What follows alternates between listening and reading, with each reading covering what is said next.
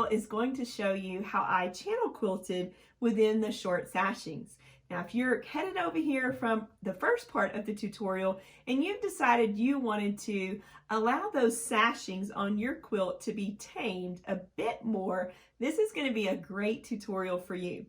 Even though I'm showing you channel quilting in the short sashing, if you want to incorporate it into your quilt, you're going to take this process and also apply it to your long wide sashings, your side sashings, and your top and bottom sashings. Go ahead and do some channel quilting. I think you might like it. One way for you to create your channel quilting in the areas that you want would be to draw a line to guide yourself by. Okay, so what I have here is a chalk marker and a ruler. You're going to want to find the center point of your sashing and then use your ruler and your chalk marker and draw yourself a center line. And then I would recommend drawing a line 3/8 inch out from the center, and then once again until you have enough rows drawn from the center towards the outer sashing. And then you're going to go ahead and do the same thing from the center to the left side of the center line. So once you have all those drawn, then you can take it over to your machine and you can quilt using those lines as a guide. Now my machine has a feature on it. It's a projector feature to where I can project a grid down onto my fabric. So let's head over to my machine and let's create our channel quilting. It's time to go back into the sewing section of the machine to get ready to do our channel quilting on our sashings if you would like to. Once again, I'm going to use my straight stitch middle position. So I have that stitch selected, 103 on my machine. And I'm going to use the grid feature. And to turn the grid feature on, I'm going to find my guideline marker icon. It's right here next to the utility stitch tab. We'll touch it. It's going to turn on. And we have our main tab, and then we have our sub tab. So to find the grid, I'm going to go over to the sub tab.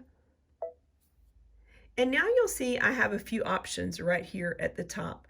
And I'm going to choose the grid. You'll notice that I already have the grid selected. It's highlighted in blue right there. I can also change the measurement of the grid.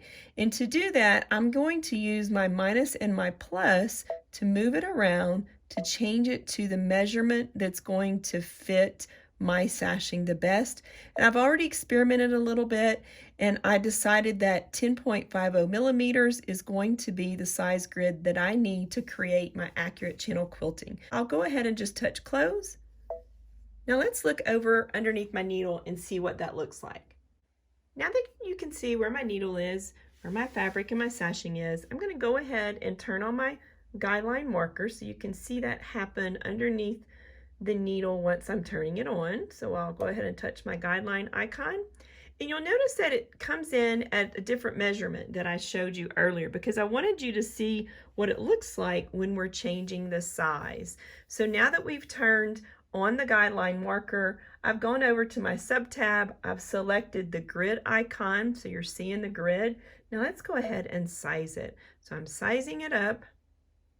And I know that I don't want to have really close channel quilting lines, so I'm just kind of visually looking at the grid. So you'll notice that the grid is right here and right here.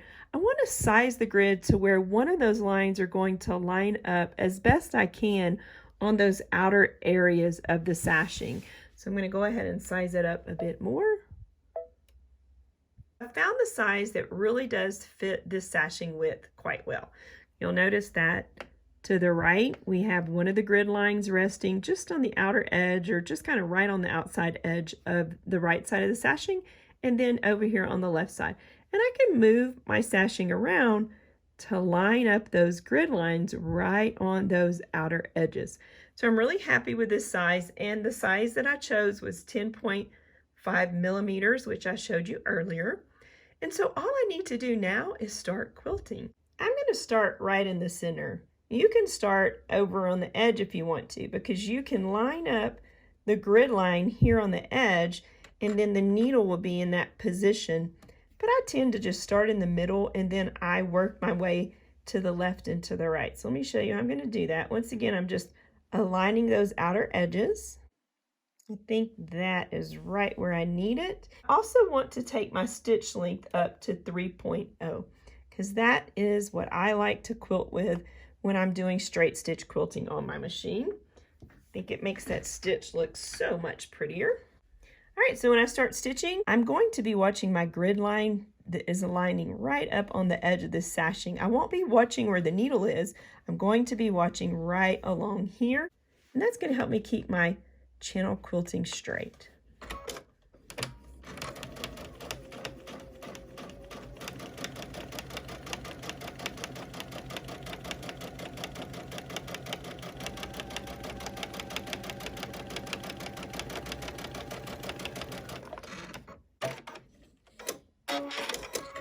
So now we've created our first quilting row right down the center. So now we're going to just go ahead and start stitching to the right. What I'm going to look at is, here is my quilting line that I already quilted. So what I want to do is move it over to where I'm going to have one of the lines following the first stitch line that we created. And that way I'm going to be stitching in this area. And consistently, that measurement apart that I decided whenever I created my grid the size that it is.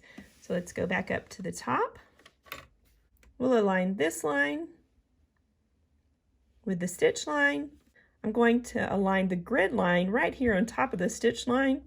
What I will be watching is the grid line guiding along the stitch line. And that's going to allow the machine to stitch consistently the measurement that I've decided to the right of the center quilting line. And then our quilting will be nice and accurate.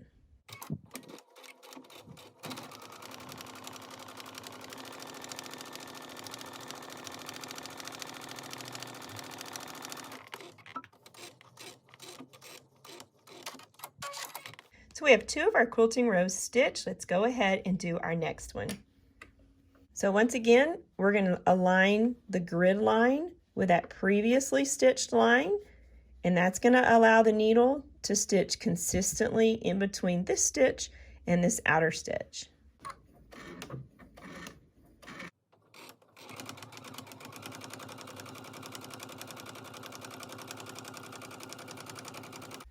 So now that we have 3 rows stitched, I'm going to stitch on the opposite side. Here's my needle. Here's my previous center stitch line. So I'm going to align this grid line along the stitch line, and we'll be stitching to the left of it.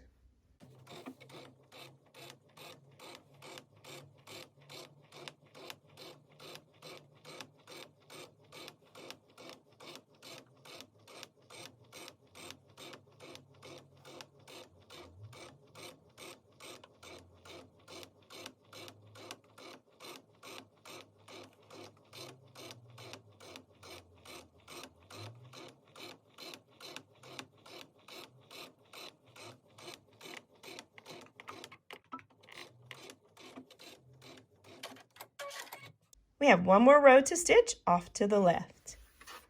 Again, I'm going to align this line up with that previously stitched row, and that's where I'm going to watch as I start quilting.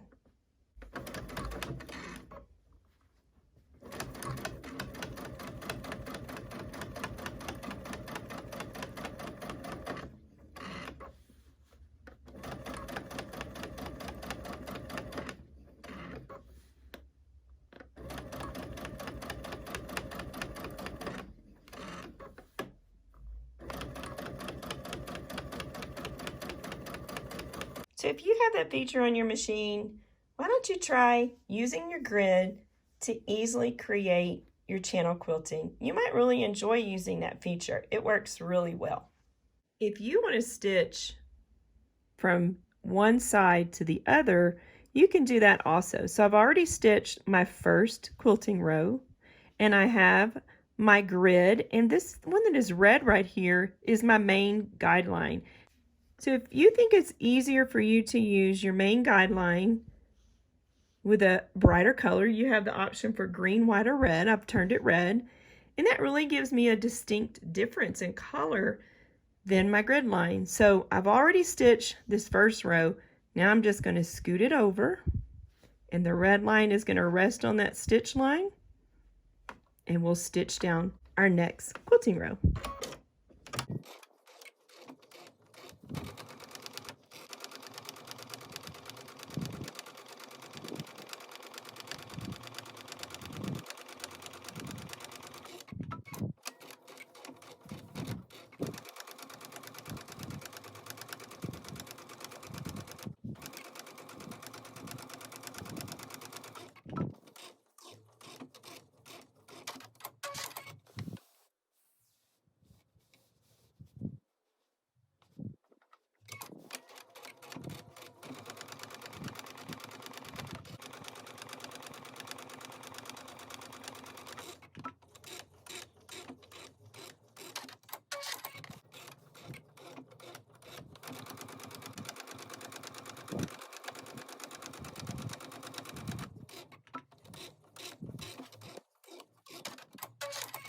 Now that we're all finished, we're going to trim up our short sashings. Once you finish all your quilting on all your sashings, then it's time for us to trim our short sashings to stop at the measurement of each of the top of the block. So I'm going to grab my ruler and my rotary cutter and let my ruler help align the straight edges of the block to determine where we need to trim our short sashings.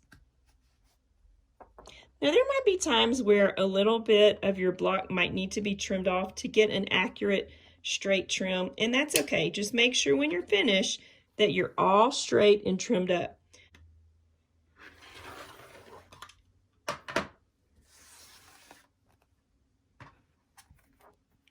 So that looks nice and straight. Let's rotate it around and trim the other side of our short sashings.